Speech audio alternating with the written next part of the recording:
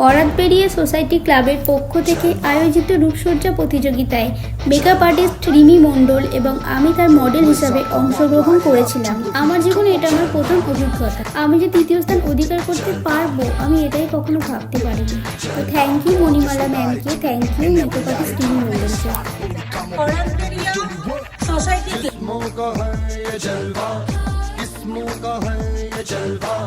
शोहरत भी दे ये जलवा, मकसद भी दे ये जलवा। Tell 'em like it is. I can't see it.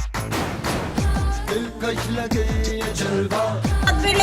Third position পেয়েছে আর্টিস্ট রিমি মণ্ডল, মডেল ছিল Sanjana Manna. Congratulation and throw it up, throw it up.